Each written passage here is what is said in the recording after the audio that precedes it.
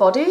Today is the 8th game in the 12 Games of Christmas Challenge. And today I'm going to do an experiment. I'm going to try and play the One Ring role-playing game. As I explained, I was going to try and play through the adventure that comes with the base rules, which is called The Marsh Bell. To familiarize myself with the rules and with the concept of the game, which is a little bit different than other games. So we're going to try and do this today. I created two heroes in a different video. Here we are. We've got Hilda Hayward and Holly Wayward, our two heroes, or heroines I should say. Holly is a woman of Bree and Hilda is a Shire hobbit. And what we're going to do is we're going to play the adventure as it is meant to be played, only with the difference that, of course, I'm the only one playing. So I will be taking the role of the GM and the heroes to see how we can play this game. So, the Marsh Bell. The marshes and bogs had spread wider and wider on either side. So this is basically 4 years after, or I think 5 years after the Battle of the Five Armies. Our two heroes are in Dale. And they are there to celebrate the 5th anniversary. So they've come a long way from Bree and the Shire, so they know each other before then, and they've travelled here together. So let's see. The marshes and bogs had spread wider and wider on either side. Parts had vanished, and many a rider and wanderer too, if they had tried to find the lost way across.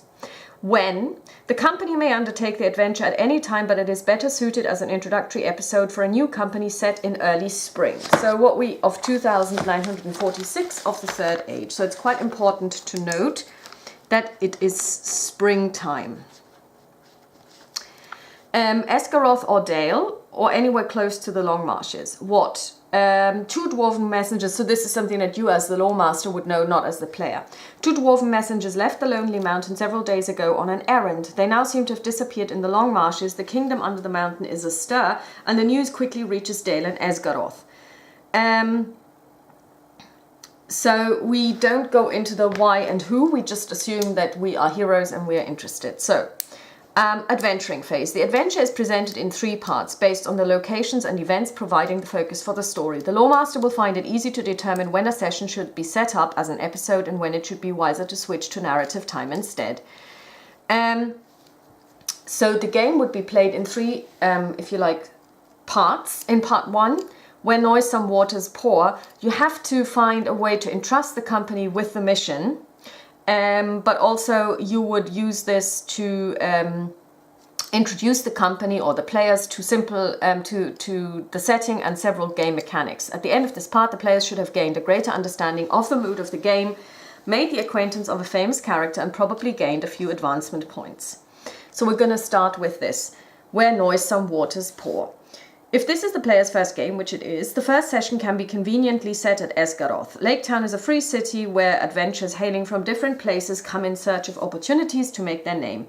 In addition to Northmen of all extractions, elves and dwarves are a common sight, as both the woodland realm and the kingdom under the mountain have interests in the city. Even hobbits may come to Laketown without raising too much of a commotion, as strange sights are becoming the norm, with merchants from south and east bringing their wares into town with increasing regularity. The following information is revealed to any dwarven adventurer who makes conversation with a local, but it can otherwise be gathered without the need for a dice roll by any character actively looking for news about the 2 missing dwarves in Dale or Esgaroth. If none of the adventurers are looking for news, they can get the same information by picking up rumors and succeeding in a roll of riddle. We do not have anyone who is a dwarf in our party. So what we're going to do is we're going to try and do a riddle roll to pick up on this rumor. Now let's see who's very good at riddling. They're both kind of good, but our woman of Bree is slightly better. It's her favorite skill. So she will be using... This is now going to be interesting because we're going to do our first skill check.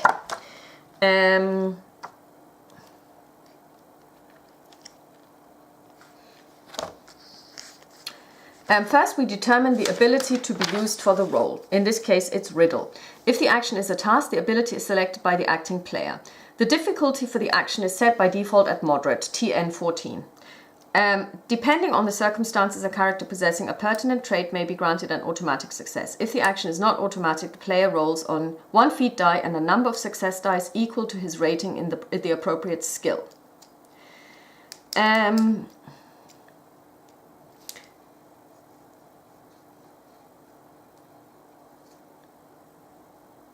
Since this is a favorite, we could also add 6. So we're going to take the feat die and 2 dice, because we have 2 ranks, as it were, in riddling, and we roll a die. So we roll, oh god, this is bad, because we rolled the Eye of Sauron, which means I think it's automatically a, I think it's an automatic fail, isn't it?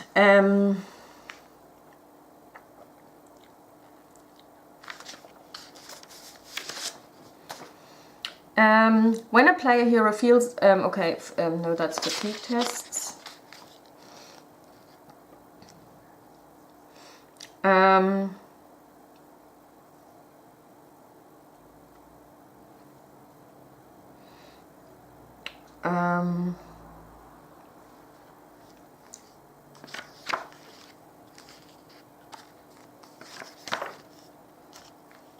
Our first time rolling, and it's already getting terrible.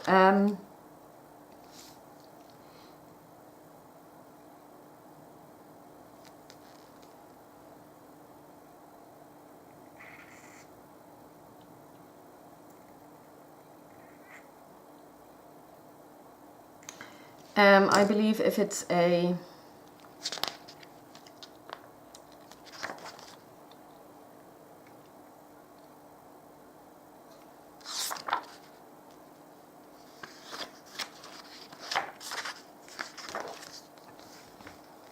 So this is where this information should be available, and it isn't. So I really don't think that the rules are that well written.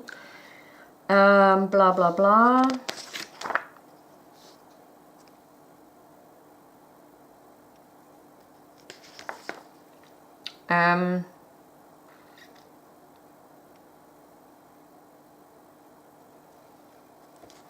Let's see if we can find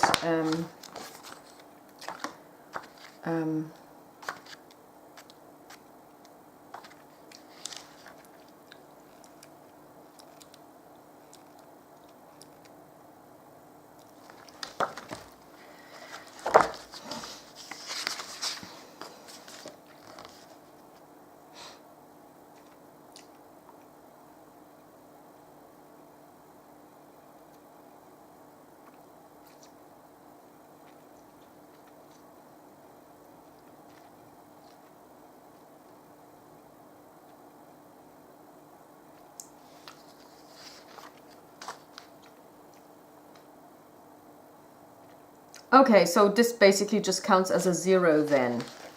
So we have 6 plus 5, but we also can invoke our favored skill, so that's 17, so we passed. The way I see this is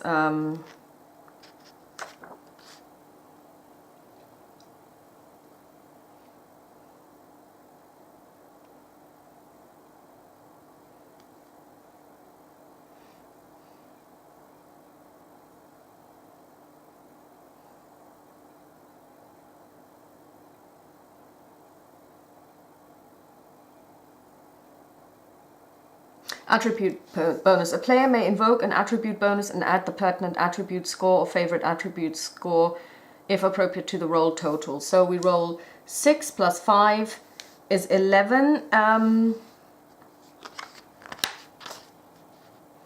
So plus 7 is 17. So yes, we passed, which means we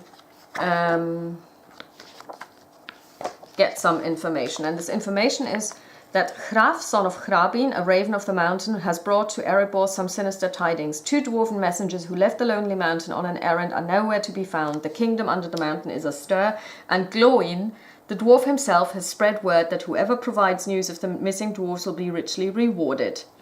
So, I think we should get involved in this.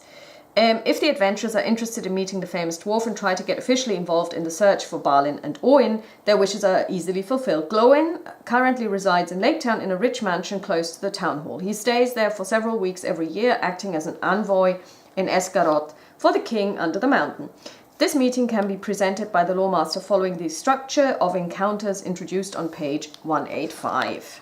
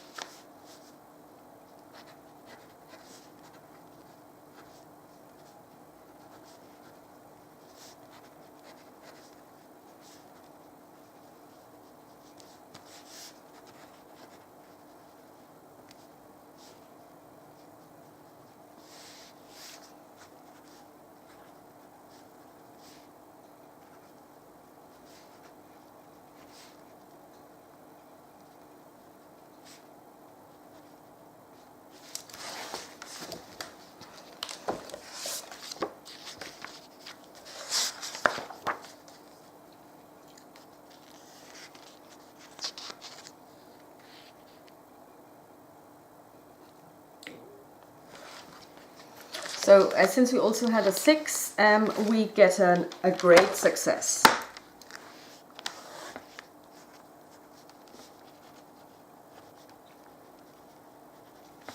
And 2 6s would be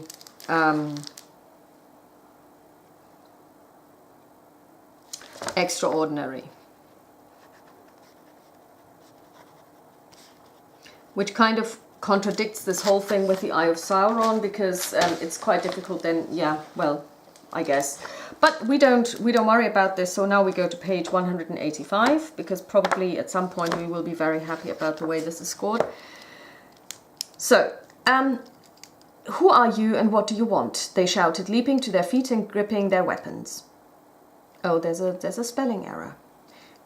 It says gipping for weapons. I really hate this when this happens. Thorin, son of Trine, son of Tror, king under the mountain, said the dwarf in a loud voice, and he looked it, in spite of his torn clothes and draggled hood. Adventurers meet many travellers and wanderers along the road, and may visit foreign courts and realms if their adventuring brings them far enough from their homelands. Whenever they deal with strangers, they should exercise some caution, as theirs is a trade considered peculiar, or even dangerous by the common folk, and their arrival is often met with fear and suspicion. Even when meeting enemies of the common enemy, player heroes should watch their tongues and be mindful of their manners, as even trusty friends can be quick to anger in days of doubt. The success or failure of a company's quest can often depend on the people the adventurers meet along the way. There are many powerful individuals who at first appear to be simple denizens of the wild, whose help or counsel could provide invaluable, and many cunning foes who are best avoided can at first appear friendly. Adventurers must soon learn that not all that glitters is gold, and all that is gold does not glitter. When the company meets one or more Lawmaster characters that do not qualify immediately as enemies, an encounter occurs. While much of the encounter is played out in the dialogue between the Lawmaster and his players, the rules presented in this section are used to determine the progress of the meeting and its consequences. So in a way we have again, it's kind of like a conflict, but social conflict. In the course of a typical encounter, the adventurers will be trying to demonstrate their good intentions to a wary audience. Sometimes they could be trying to attain a more complex objective. Are they trying to intimidate the people they met? Do they want to get help from them? Are they trying to learn something? The players taking part in an encounter should decide on their purpose in the meeting and use the guidelines below to select suitable tasks. Most encounters entail 2 stages, an introduction and an interaction. A complex encounter, like being guests in a foreign court, will feature both stages and allow for several tasks and tests. A simpler encounter, like meeting a company of wandering dwarves in a tavern, might include only the introduction and fewer die rolls. Before the introduction is started, all players may make a roll of insight to gain bonus success dice. See preliminary rolls. So first, preliminary rolls.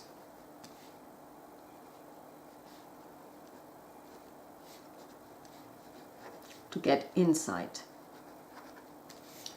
That is for encounters. And we turn to 151 for this. As you can see already, you know, this is what I don't like about the rules, because there is no crib sheet. So,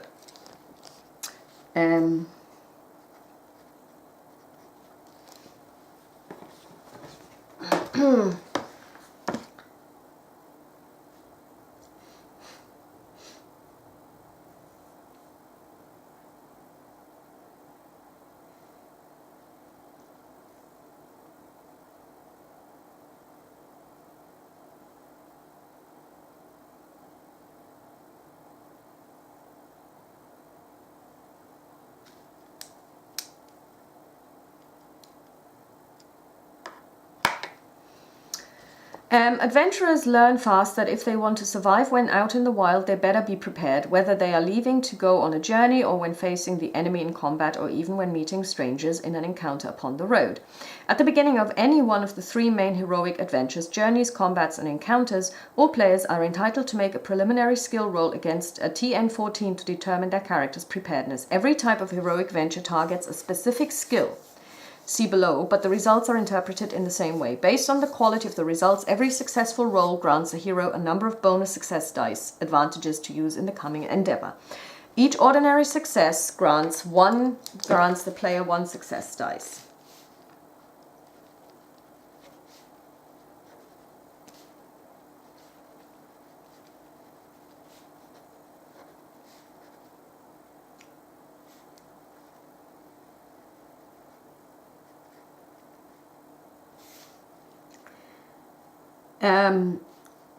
A great success, so 1/6 grants 2 success dice, and an extraordinary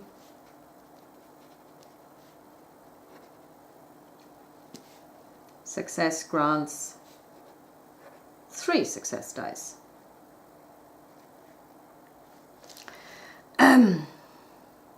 How to use bonus success dice. Heroes may spend their bonus success dice to boost their rolls during the ensuing endeavor.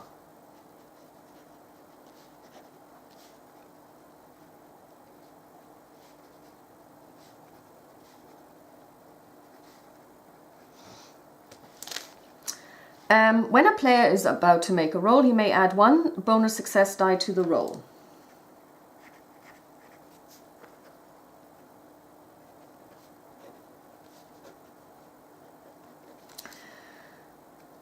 To add the die, he may spend 1 of his own bonus success dice, or another player may spend it to give it to him. Okay.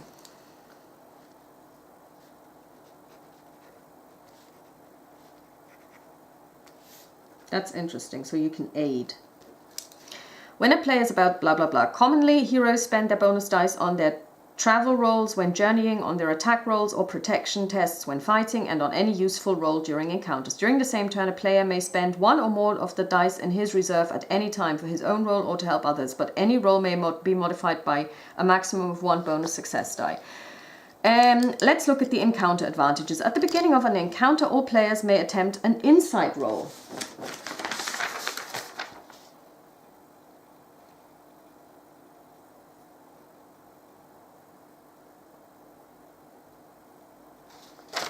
So, insight.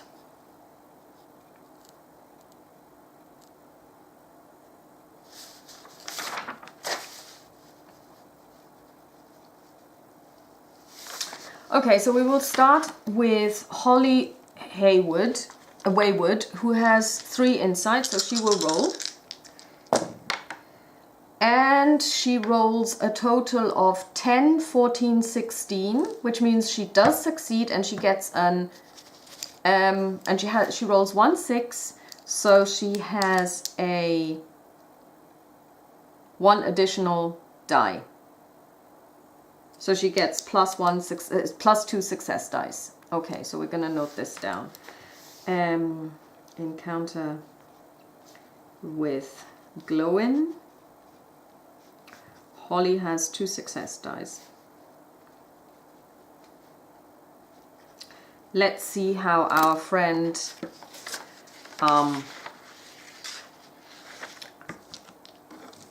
Hilda, the Hobbit, is doing. She only has 1 in insight, and she rolls a 6, which is not enough, so it didn't work for her.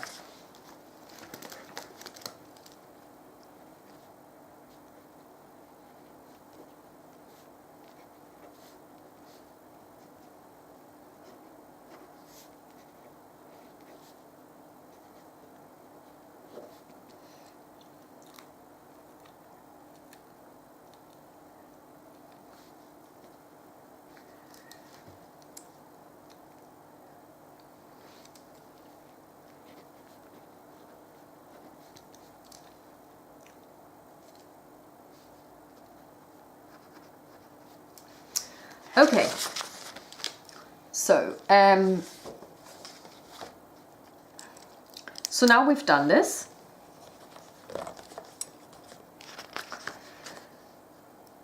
At the beginning of most encounters, the companions must present themselves, generally attempting to establish their identity in a way that is appropriate to their goals. At this stage, all players must choose whether their characters prefer to introduce themselves individually or if they want to be represented as a group by a spokesman. Since we don't have any dwarves, I think we should all do this individually. The skills that might be useful during an introduction vary based on the nature of the encounter. Or courtesy or riddle. If the player heroes can reasonably be assumed to have learned something about the other group's customs and traditions prior to the encounter, well, we haven't. Or, well, not really. Courtesy, we're going to do this. I think we're going to try and be courteous because we don't know anything about dwarves. We are kind of country bumpkins. Or we're not awe-inspiring. We're not also trying to intimidate anyone. So we're going to try courtesy.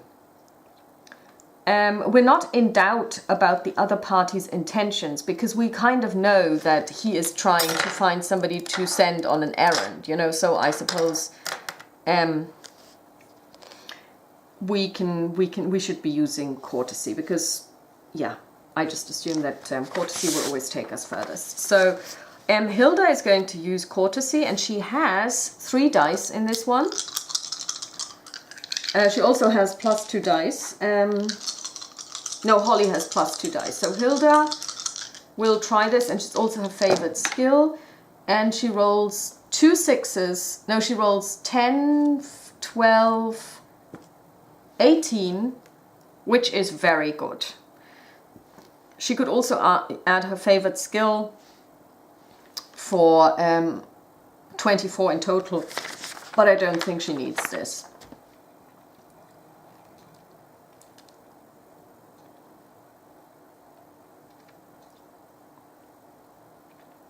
And Holly is also going to do this. Her courtesy is also 3. She will use one of her special dice. No, she won't, because I think that will be overkill. And she rolls a 6, 9. She fails. 9, 11, 13. She's going to add her heart, so that's 18, so she passes as well.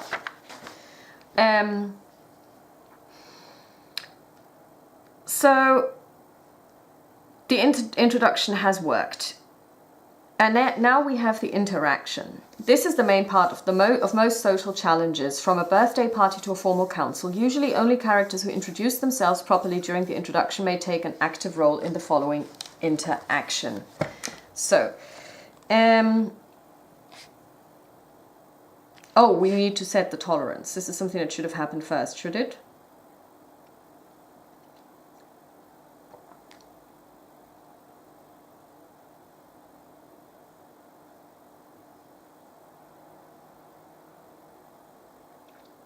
Okay, sorry.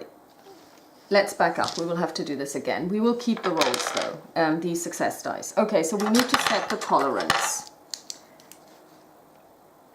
Set tolerance first.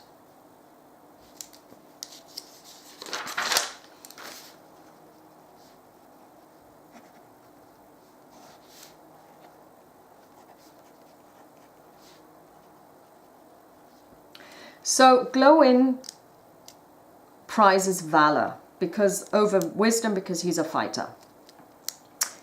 He has a grudge against Sylvan elves. We don't have any. So the basic tolerance rating for the encounter is equal to the highest valor rating among the companions. Valor. That's 2. Okay, so we've got 2 basic tolerance.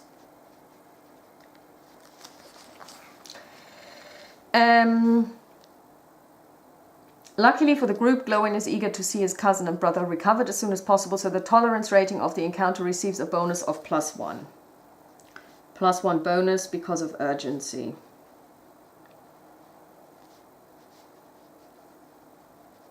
Okay.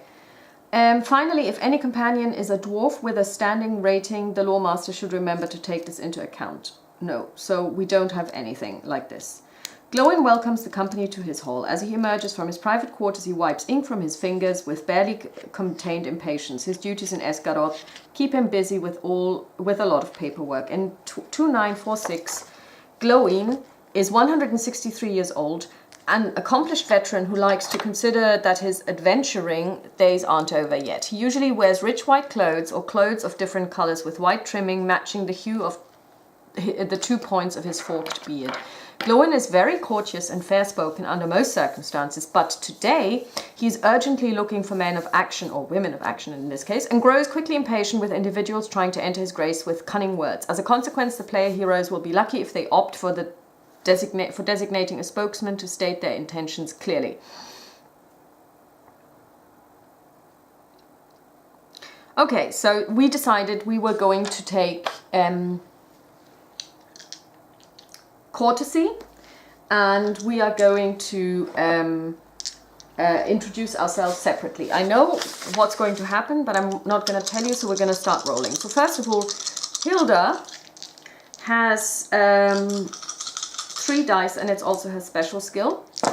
So she rolls, and she rolls a 6, a 10, a 3, that's 13, that's 15.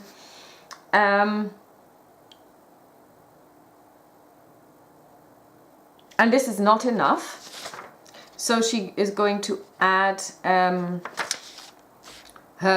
heart skill, so she's at 20, that's good enough. And Holly is also going to use hers. No, actually she can use this, so she gets 21. And she rolls a 10, a 14, a 19, a 25, and it's a great success, so she's fine too. Why does this matter? If the company chooses a spokesman to introduce the group, the difficulty of the action, roll of awe or courtesy is set at standard TN 14. However, since we decided earlier to introduce ourselves separately, it's now at 16. So while Holly made it without any problem, Hilda actually only achieved 15, so she needed to add her favorite skill, which is another 6, 21. Now, I'm not sure how this would work if you have to announce this up front, because how would you know? Also, I don't see if there is, I'm not sure if there's kind of like a penalty, because then you could always just say, I'm always adding my skill. So I'm not sure, but we've both passed. So this is something that where I'm unsure as to how this would play out, because why would you then not automatically add it, you know? But you know, that's fine. So now we've got the interaction. During the interaction stage, Glowin briefs the company with the additional details regarding the missing dwarves, drawing on a piece of parchment a sketch of the route that the messengers opted to follow. My cousin Balin, son of Fundin, has left the lonely mountain with a companion.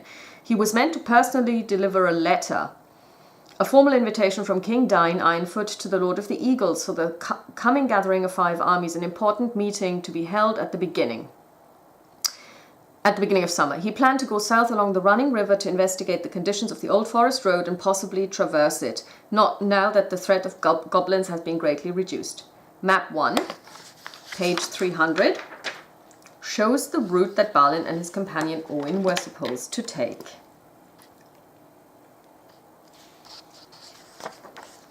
That's here. So we are in, he left Dale, and he was supposed to go this way.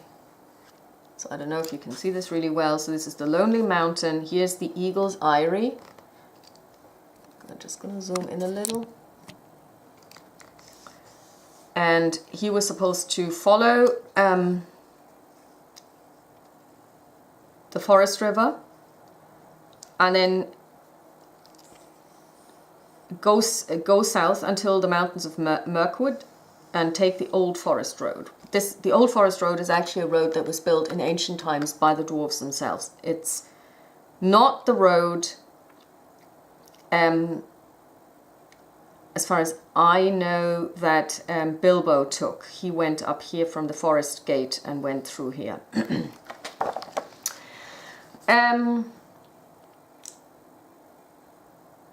Unless Glóin is dealing directly with an elf spokesman, he then adds the following. I don't know what happened, but unfortunately the possibilities are many in these days of doubt. If the perils of Wilderland were not enough, there are always the suspicious dwellers of the woodland realm.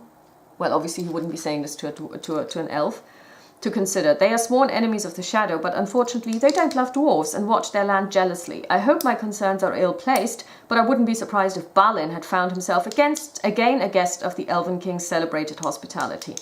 The players can make other rolls on request, insight or riddle, are appropriate skills and yield the following results.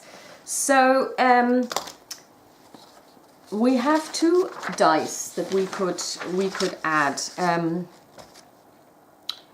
Let's use riddle for our friend Holly, and she's going to add a success die, one of her success die. So she rolls 3 plus the feat die, and it's also a favored skill.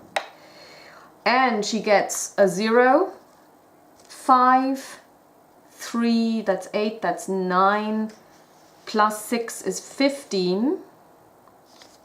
And what does that help her? 15 yields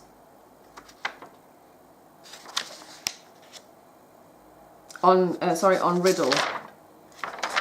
A successful roll lets a listener gather from half-spoken hints that Glóin first suspected that something was wrong because he experienced an episode of foresight. A great or extraordinary success, which we don't have, so we don't read that part.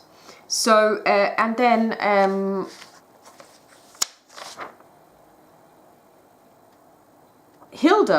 Holly is going to use insight. She has 3 dice for this one, but we're also going to give her the success die that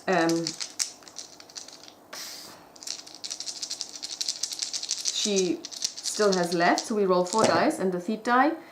We roll a 6, 10, 15 and 2 6s. That's 27 in total, and it's an extraordinary success. But now she's also spent her 2 success dice. So they are gone. If I find my pen, I can actually mark this as gone. So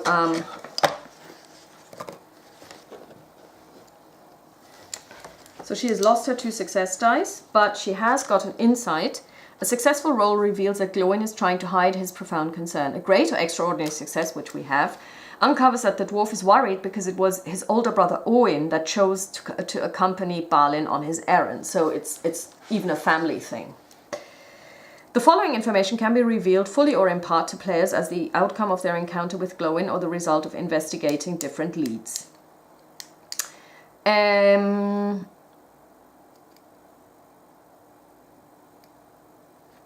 We don't have a dwarf hero.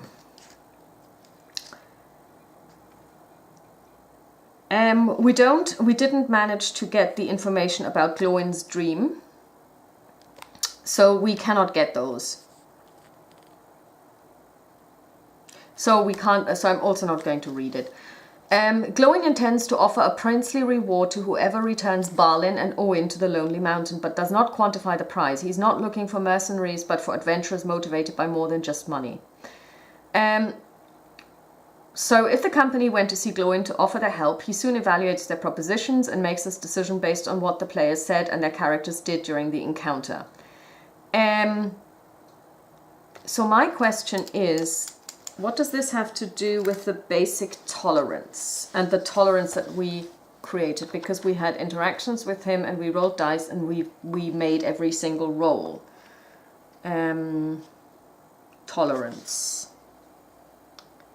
188.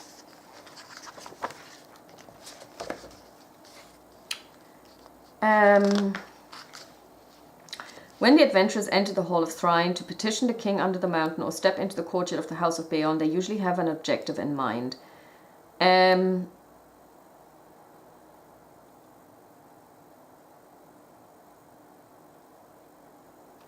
Okay, in addition to the rules for tolerance, okay, so basically we've got the basic rating,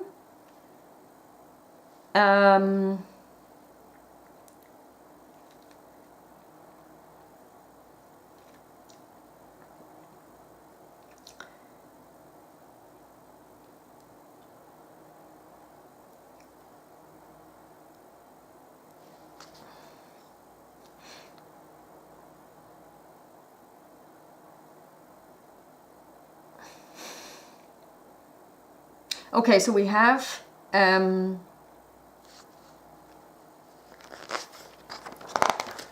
a tolerance of 3.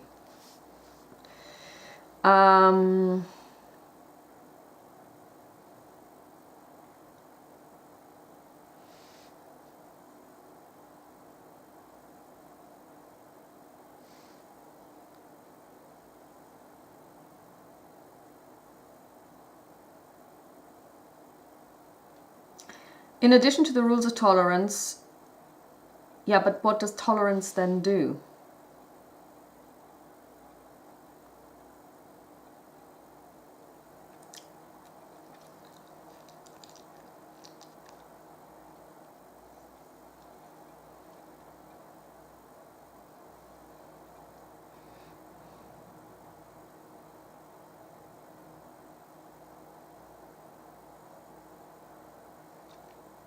So we made 4 successful rolls, which is a success. Every successful roll counts for 1, while a great success equates, yeah, she also had a great success. So that's 5. And then what happens to the tolerance?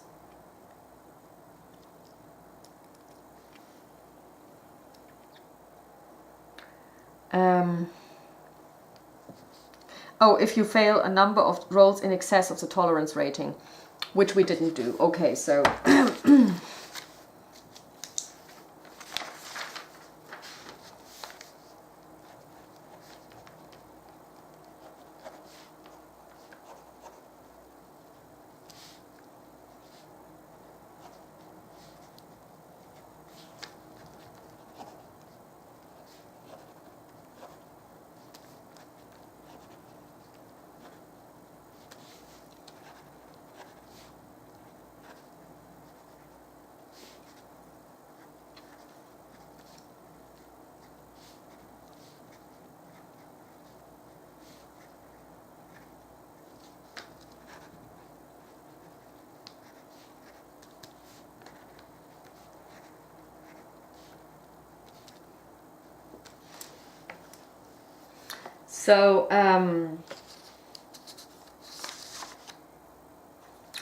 we were successful with a great success. The companions succeeded beyond their expectations, and some additional positive consequences is added to their reward. So we're going to get something special as well.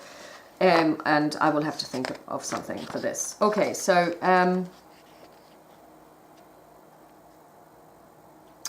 if the 2 missing dwarves are brought back alive to Lake Town, every surviving adventurer will be awarded with silver and gold amounting to 5 points of treasure. In addition to giving players a chance to achieve an objective, most encounters provide their characters with ample opportunities to shine through creative role-playing and a clever application of their abilities. Well, we didn't do the role-playing because I'm on my own. That would be a bit weird. From a gaming perspective, this is a very favorable occasion to earn advancement points through the use of their common skills. As an encounter is certainly a safer environment than any other circumstances such as journeys or combat, although the lore master should make sure that all tasks proposed during an encounter have tangible consequences on the story, whether the adventures fail or succeed. 194. So let's see.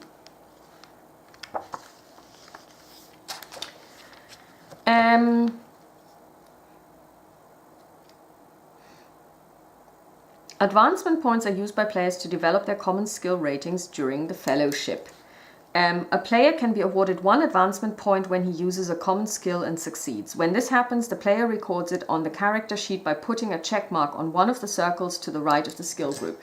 I think each one of them gets, well, we will give 1 for insight to Holly and 1 for riddling to Hilda, because they both succeeded. So we're gonna, I'm not gonna put this onto the adventurer sheet, but if you were to put it on the character sheet, you would note it here, and then this has a consequence. So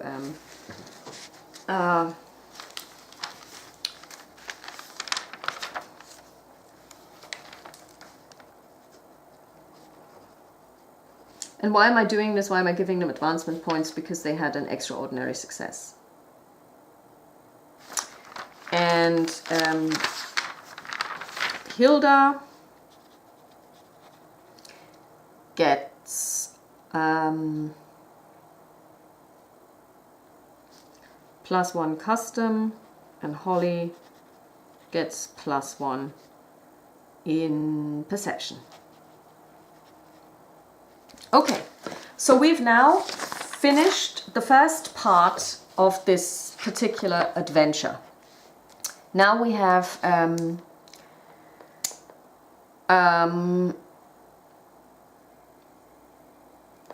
map 1, which is given us, which is probably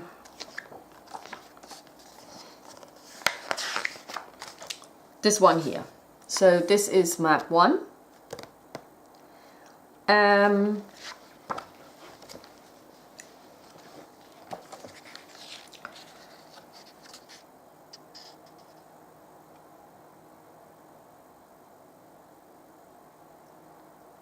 Okay.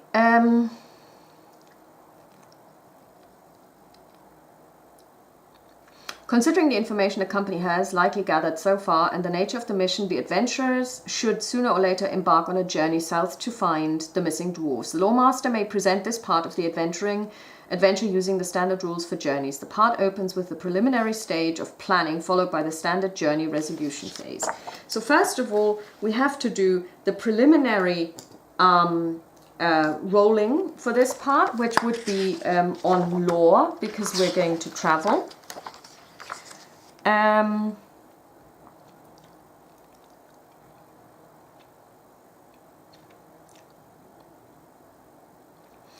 So first of all, we are going to turn to page 151.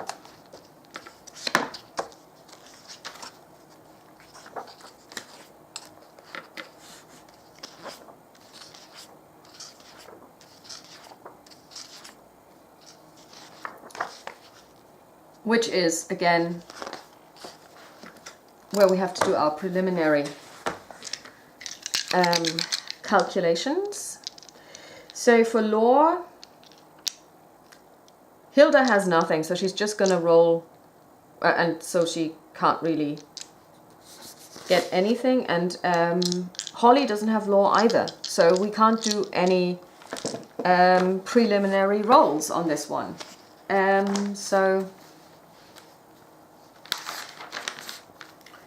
That was very simple, so nobody's going to get any additional dice, any success dice for the travel part of the game, which is problematic. Maybe. It may also not be a problem, but we will see. Okay, so I'm keeping track of all of this by writing it down at the same time. So we've got the encounters, we've got the journey,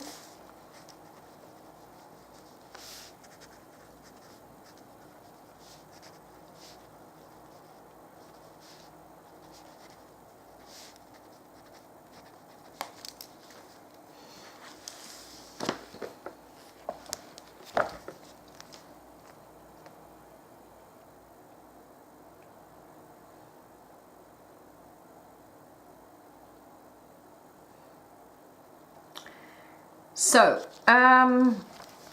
what we now need to do is we need to check how far we have to travel. And for this we have to take a look at this map. And each of these, is it a hexagon? 2, 4, 6, yes, counts for 10 miles.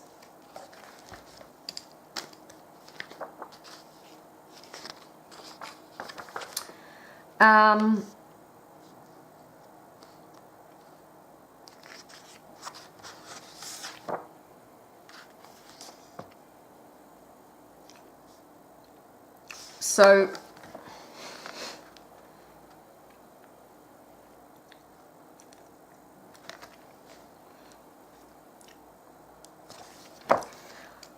we're in Esgaroth, and this is where the old forest road is, so that's difficult to see, but I guess it's 1, 2, 3, 4, 5, 6, 7, 8, 9 of these 9 hexes.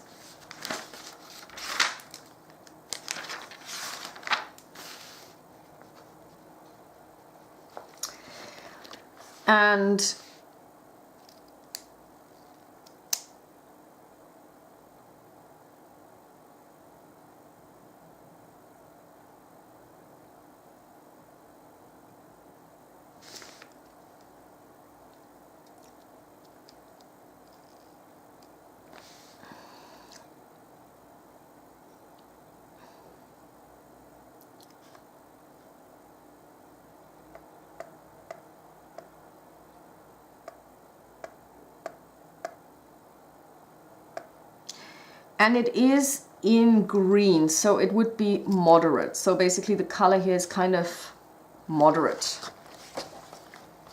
I guess. So let's see. To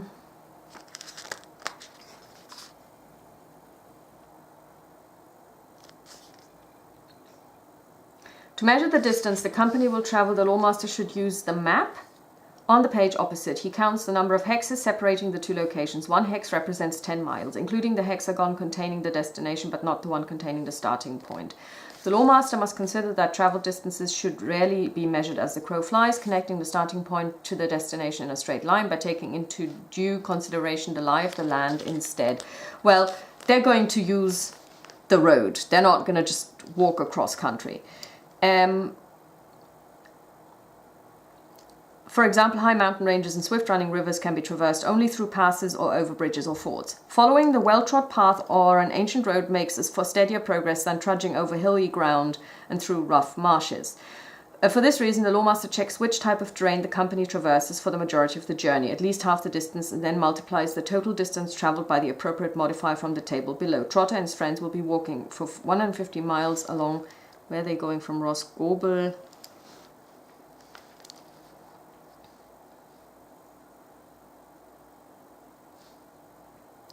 However, I wonder, is this actually a road? I don't think it is actually. I think this is a border. So it's 1, 2, 3, 4, 5, 6, 7. So 8. And it's moderate, so that's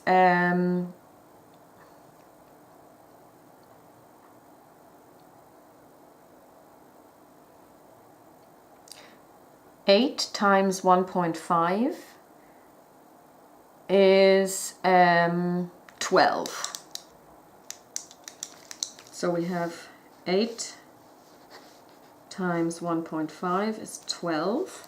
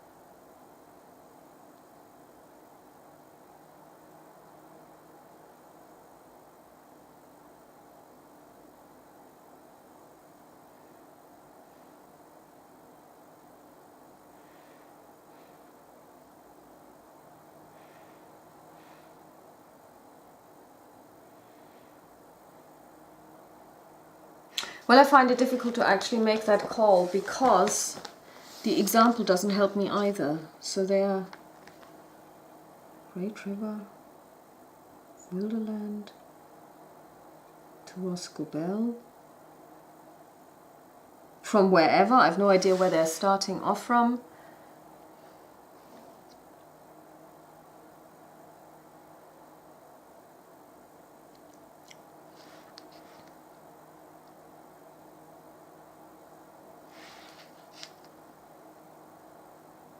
Well, it's moderate. So it's 1.5, so that's 12. The lawmaster now divides the distance measured in the previous steps by the traveling speed of the company. So we would now be at 120. Divided by 20 is 6.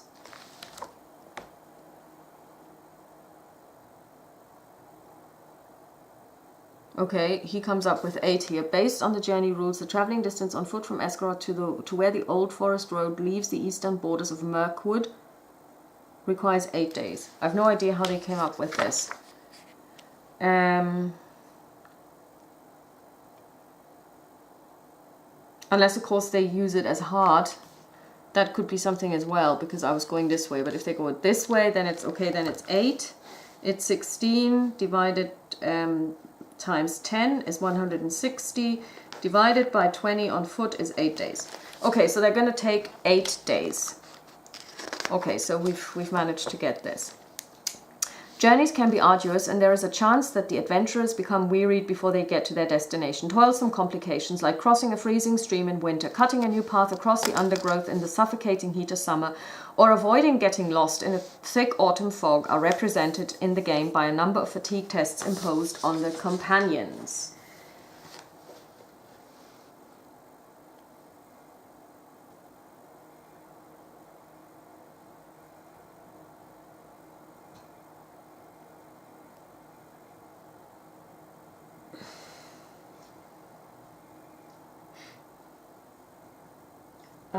Okay.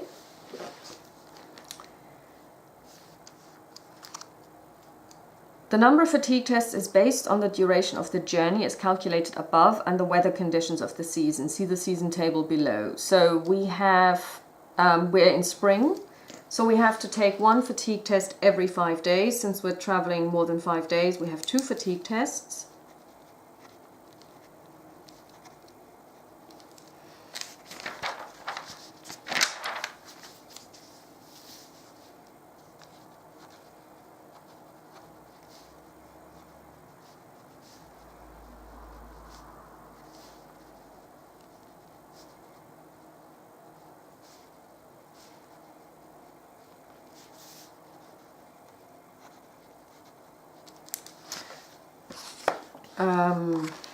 All right.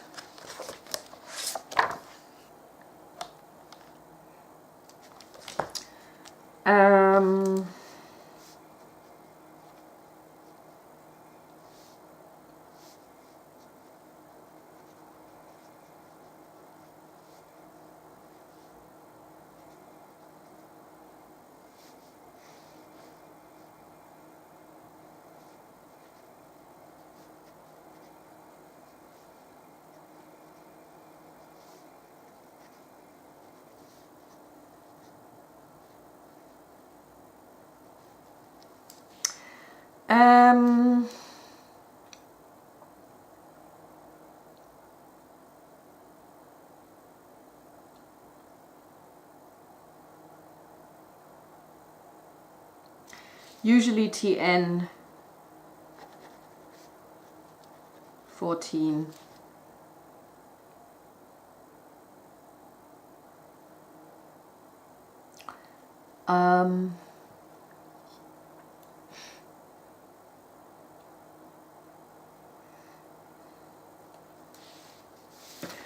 For Borderlands,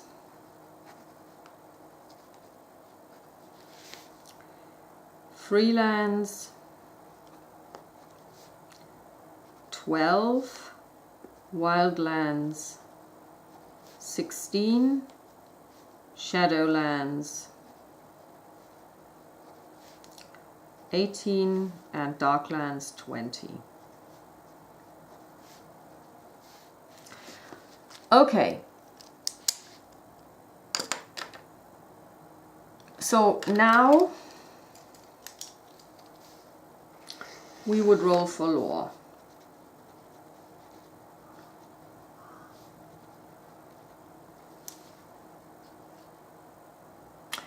We don't have any lore, so we can't roll. Players resolve their travel rolls at the same time. In the case of a journey requiring multiple tests, the lore master should intersperse the required rolls. And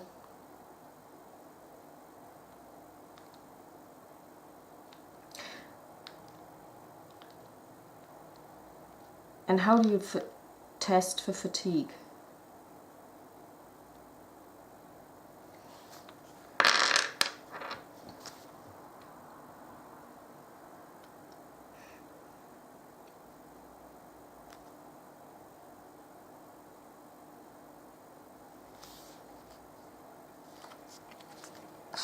What kind of characteristic do you use? 77.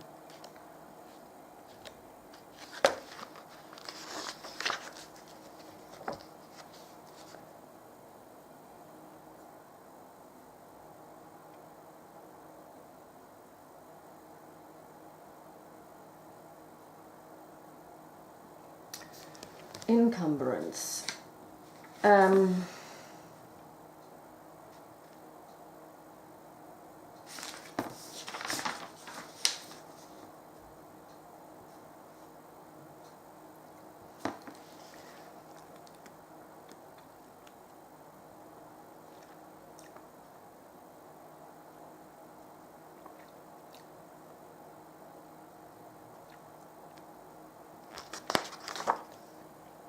Okay, so how do you do a fatigue test?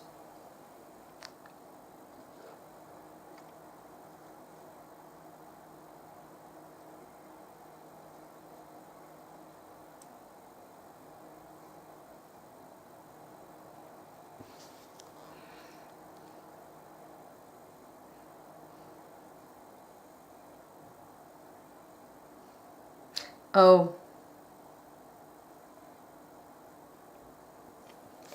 You use the attribute bonus for heart. So does this mean you just roll a feat die and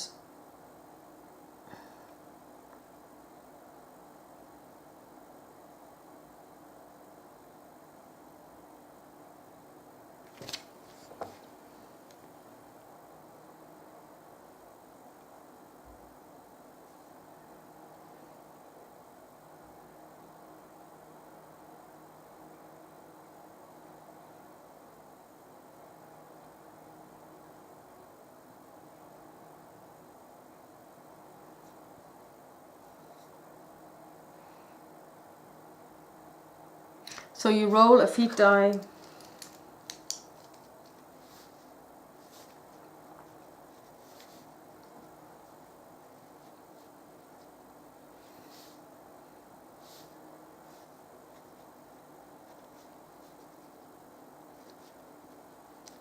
Okay, so Holly goes first. She rolls a 6 plus her heart is 11. She fails.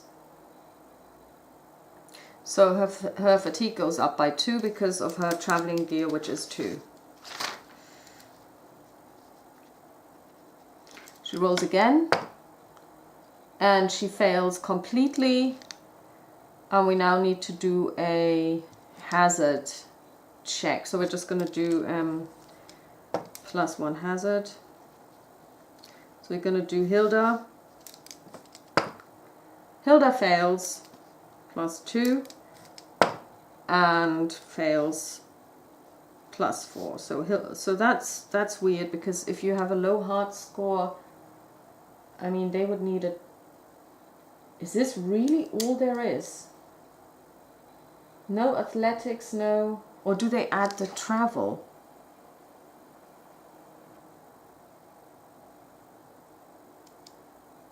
I mean, seriously, I have no idea, but does this mean you just roll a fatigue test, you roll that can't be it.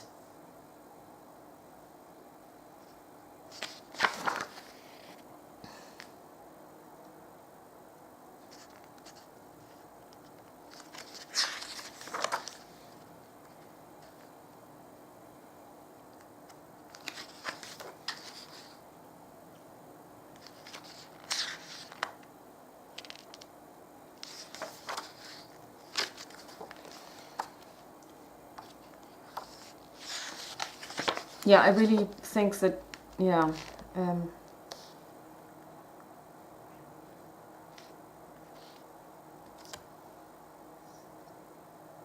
No, I believe that, you know, you have the travel skill, so this needs to count for something.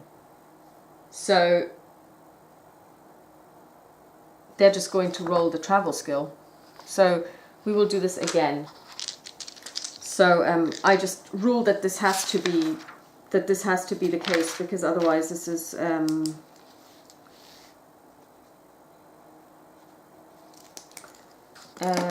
so Hilda is going to roll first, and she rolls an extraordinary success and she passes, and she rolls again and she passes, she fails. 12, 13. But considering that she had an extraordinary success earlier, I just rule that she's fine. Holly, however, will not pass because she has nothing in travel. And we also have a hazard. Let's check the hazard.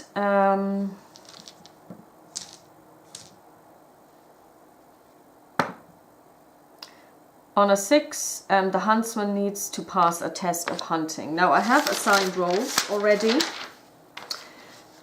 We have Holly is going to hunt, and she's going to roll, and she rolls 2 6s and a 7 on the feat die, so that's an extraordinary success. And it's 19 altogether, so we're grand.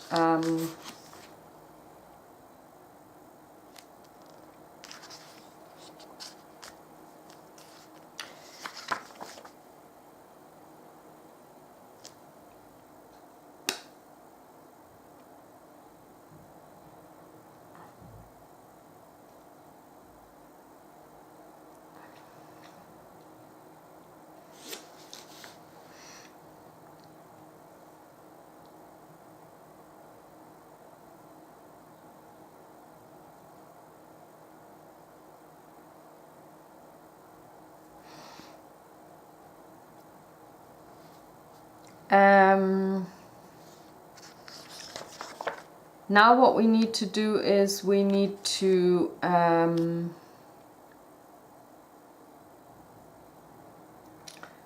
we also need to make camp.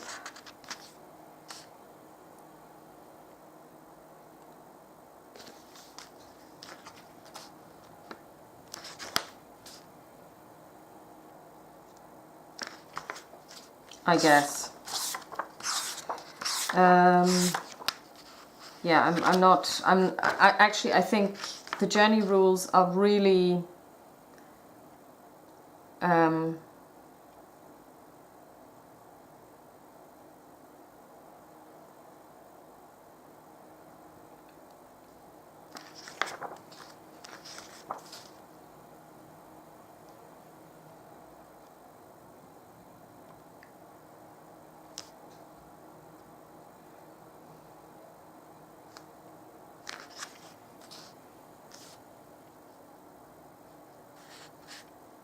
oh, I see. All of this stuff with regard to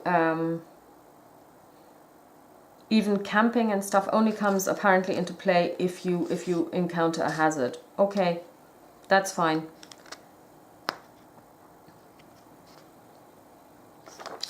So I guess we've made it, which is interesting. So that was I'm honestly, I don't know if I'm reading this right. I don't think the rules are extremely well written. But I also find that this is quite a dice fest. You know, you sit down, you calculate, then you roll dice, blah, blah, blah. And only if someone messes up a fatigue test would something happen along the way. So, yeah.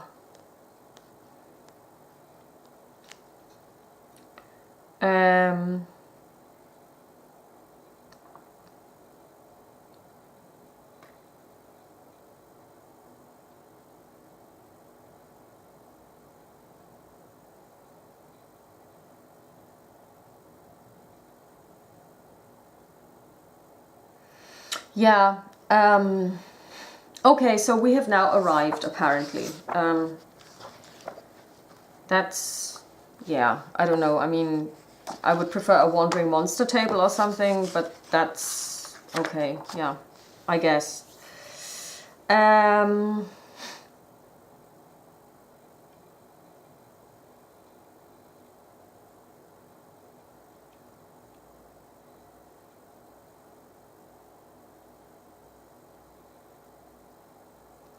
Okay, so basically we have planned the route.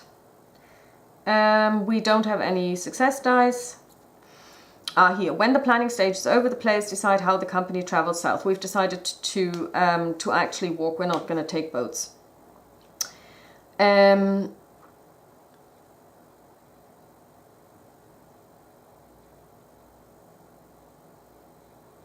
Yeah, then we do the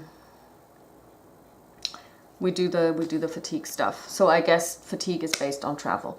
The following paragraphs describe. Let me just check one thing. I'm sorry. I mean, this is. I was always saying that this was going to be playing a role-playing game, so I'm not even apologizing for how this is working out. But this is essentially how you would play this game if you had never played it before.